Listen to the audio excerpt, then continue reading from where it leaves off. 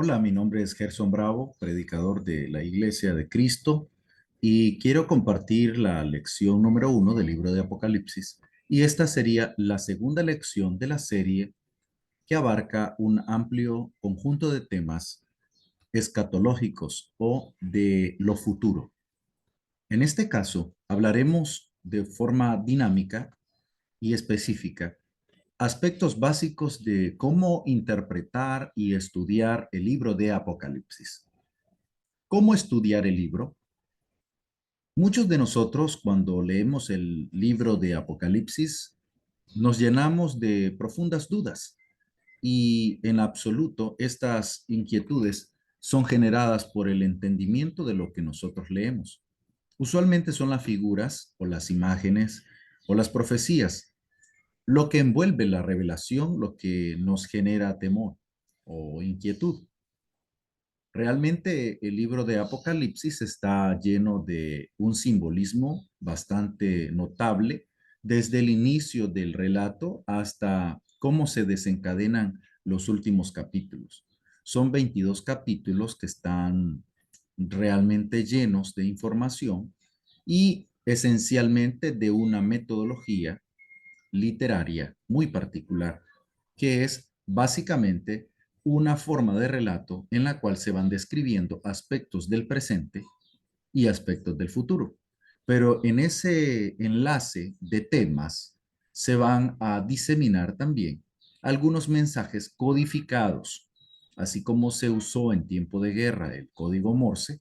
Aquí se usan códigos literarios que nos permiten a nosotros conocer cuál es la realidad que se vive y sobre todo la importancia de conservar el mensaje y evitar que los soldados romanos, los gobernantes importantes de la época, eliminaran el material que se estaba distribuyendo por las iglesias de Asia Menor. En este caso, nosotros sabemos que las 7 cartas del libro de Apocalipsis o los 7 mensajes a la iglesia en Asia son conjunto de mensajes directos de una realidad que vivía cada una de ellas. Sin embargo, es un mensaje también un poco más generalizado que podemos entenderlo a nivel general como un aprendizaje de lo que la iglesia en cualquier época puede sufrir o vivir. Sin embargo, también debemos estar claros que este libro era muy buscado como un material de peligro para el movimiento cristiano de la época. Es decir, que si era descubierto de forma flagrante que el texto era entregado o iba de mano en mano, entonces el texto y las personas que fuesen encontradas con él podían perfectamente ser enjuiciados e ir a la muerte. Apocalipsis es un libro escrito con suficientes códigos para que los soldados romanos no lo entendieran. Por lo tanto, era más fácil la circulación del mismo. Pero también los cristianos entendían el código, por lo tanto, era mucho más fácil su conocimiento. De hecho, también los judíos tenían experiencia al respecto y para ellos no sería muy difícil interpretar el libro de Apocalipsis. Nosotros en la actualidad debemos pensar como que estuviésemos en esa época para poder entender un poco contexto, motivos, propósito, el tema principal y la esencia del contenido. Para poder interpretar el libro de Apocalipsis y su revelación, necesitamos conocer la interpretación específica del método o la metodología de aplicación para la comprensión del libro de Apocalipsis. Como es lógico, existen diversidad de perspectivas para interpretar el libro. Las ideas que han predominado en los últimos siglos son el futurismo, el preterismo, el historicismo. Sin embargo, en este estudio consideraremos interpretar el libro a través de una interpretación basada en el paralelo de contenido, es decir, el método de paralelo. Futurismo. Hal Lindsey, en el libro El rapto, afirma que los capítulos 4 al 19 tendrán su cumplimiento en el futuro. Esto ocurrirá en un periodo de 7 años, la gran tribulación. Este en sí mismo es un solo tema, es decir, la gran tribulación es lo que se denomina en el futurismo 7 años de tortura para la iglesia, 7 años de devastación, 7 años de penumbra, de dificultad. para ellos se resume entre el capítulo 4 de Apocalipsis al capítulo 19. Dentro de la tribulación, ellos acuñan temas como la mujer que huye al desierto en el capítulo 12, cuando es perseguida por el dragón, y también aspectos como la persecución, muerte y resurrección de los dos testigos del capítulo 11. Dentro de estos contenidos se considera el Armagedón uno de los centros de atención del futurismo.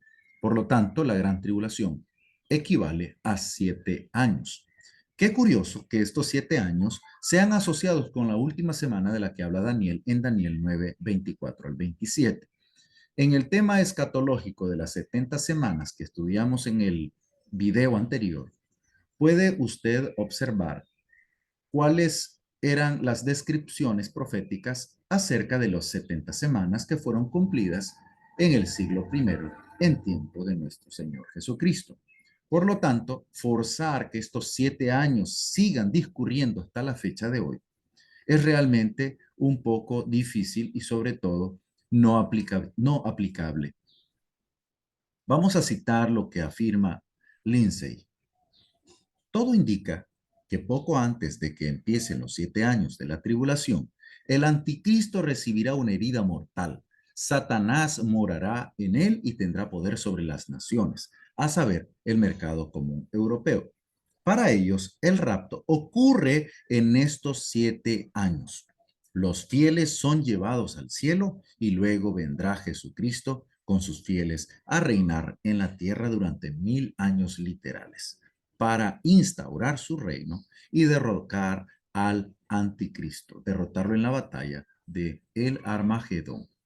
Algo curioso en este caso es que en estos 7 años de tribulación es la iglesia fiel la que obedeció en tiempo de los apóstoles hasta la fecha. Son estos los que van a ser llevados al cielo, a reinar con Jesús. Pero estos que van a reinar con Jesús no es en su totalidad el tiempo eterno que van, sino que va a ser un tiempo más o menos de entre los 7 años, pueden ser 6, pueden ser 5, pueden ser 4. Ellos todavía no lo han definido bien. Y luego en ese periodo, luego de la tribulación, vendrá el reino milenial, es decir, el milenio. El milenio consta de 1000 años literales en los cuales Jesús, después del rapto, después que la iglesia es raptada al cielo, pasa en el cielo un periodo indeterminado dentro de los 7 años de la tribulación. Luego, al finalizar la tribulación, inician los 1000 años literales del reinado de Jesús y se sintetiza en el capítulo 20, 21 y 22 del libro de Apocalipsis, donde dice la escritura que el Señor vendrá a instaurar, a crear cielos nuevos y tierra nueva, es decir, una infraestructura, un cielo nuevo, una tierra nueva, porque allí es donde va a habitar el ser humano que ha obedecido, los creyentes, los fieles, y luego estos se ubicarán en el reino milenial de Cristo en Jerusalén, donde se va a establecer con las medidas que aparece literalmente en el texto de Apocalipsis 21, la medida de la nueva Jerusalén. Entonces, allí en esos 1000 años literales se va a instaurar el nuevo reino terrenal de Cristo. Allí, para eso, Jesús tendrá que batallar y después de la batalla va a ganar esa batalla y va a poner el reino de 1000 años.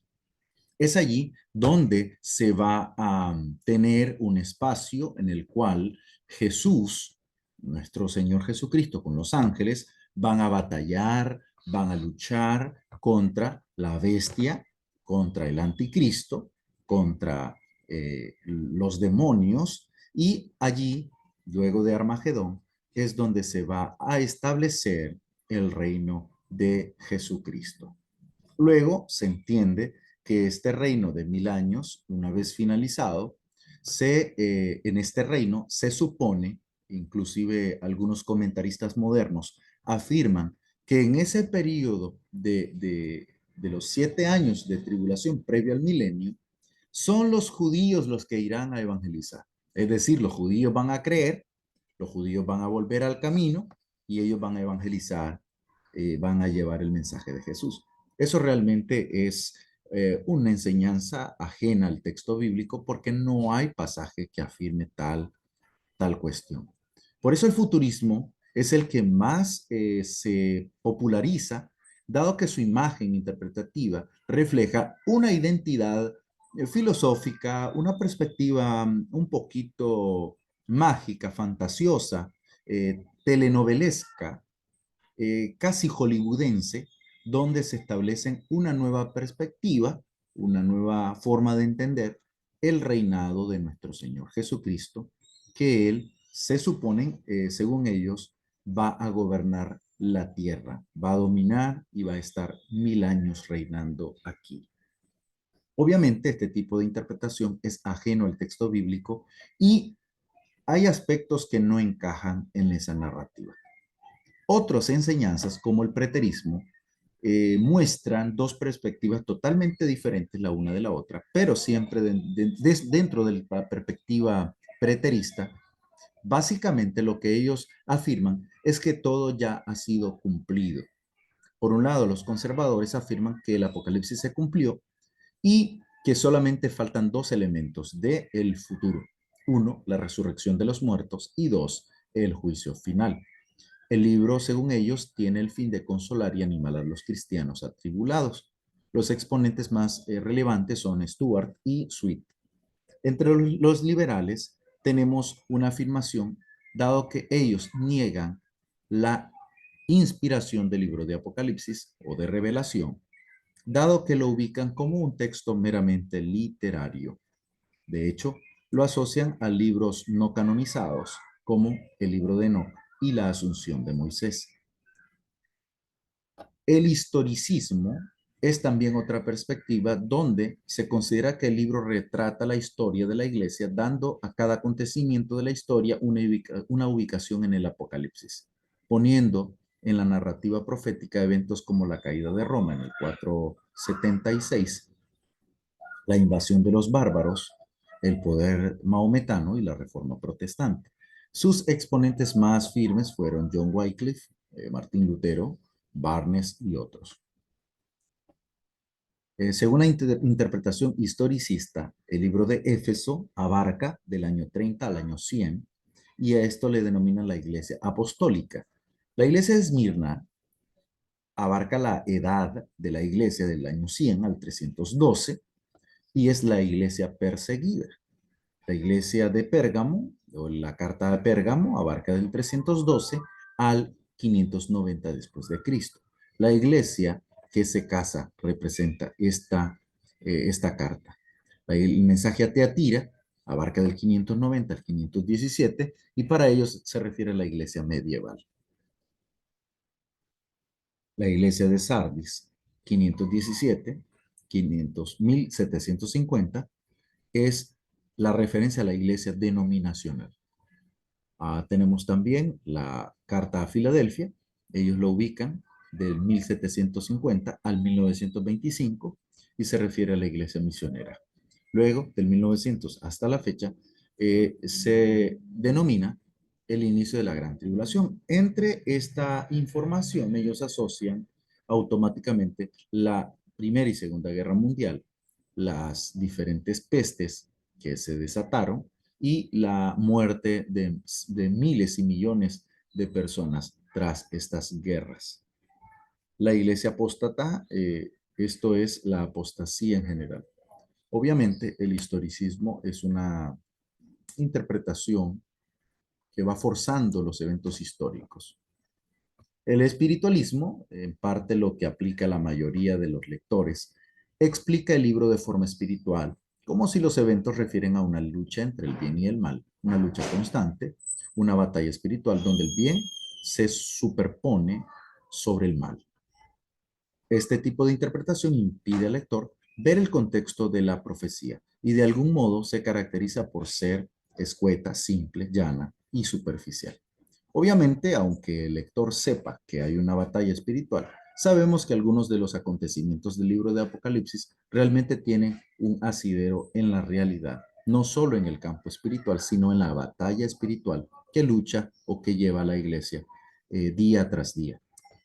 El paralelismo, según afirmaciones de el profesor Efraín Valverde Abarca, es un método que estudia el Apocalipsis ordenando las visiones en secciones paralelas y buscando la relación que éstas mantienen entre sí y sus paralelos con otras escrituras del Nuevo y del Antiguo Testamento.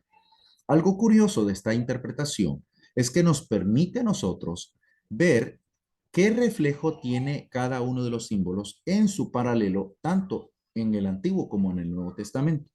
Esto permite conocer un poco más ampliamente la visión del texto. También tomamos en cuenta que este tipo de metodología estudia el libro por secciones de forma paralela. Por ejemplo, la serie de los sellos se interpreta un poco más fácilmente, dado que la serie de las trompetas, de las copas de la ira y de los sellos se van interpretando de forma paralela y no continua. Es decir, no que después de una viene la otra de manera continua o consecuente o consecutivamente, sino que ellas tienen un reflejo paralelo que da a entender un mensaje, dando a conocer que la culminación de cada serie se refiere a los últimos acontecimientos y al juicio final, y no que una va trascendiendo a la otra o que una va saliendo de la otra. Algunos intérpretes, al forzar la aplicación del texto, lo que hacen simplemente es pensar que después que terminen los sellos, después del último sello, se apertura el sonido de las trompetas y cuando termine el sonido de las trompetas aparecen las copas de la ira, como aparece relatado en el mensaje. Sin embargo, los 7 será una serie que debemos estudiar a través de la gematría, a través de los números y la interpretación del mismo, para que nos permita a nosotros entender mejor qué significa cada una de ellas. Además, contempla el Apocalipsis como una profecía que revela la tribulación de la iglesia en esta última dispensación, culminando en la segunda venida de Cristo. Es decir, que entiende que el libro de Apocalipsis abarca desde el siglo I hasta la segunda venida de Cristo y que muchos de estos acontecimientos pueden ser realmente lo que estamos viviendo en la actualidad. Muchas de las pandemias, pestes, enfermedades, males de la humanidad fueron revelados a través del libro de Apocalipsis y que deben ser interpretados con pluma y papel, con pinza, para poder poco a poco ir diseminando cada una de estas profecías, sin forzar al texto a decir cosas que no dijo. El tema general del libro de Apocalipsis es el juicio final, y como una cereza en el pastel, tratemos de leer cada uno de estos pasajes que son proféticos acerca de del último llamamiento, acerca del final de la vida del ser humano y cómo será presentado el ser humano delante de nuestro Dios. El juicio final y se explica a través de una profecía. He aquí que viene en las nubes y todo ojo le verá y los que le traspasaron y todos los linajes de la tierra harán lamentación por él.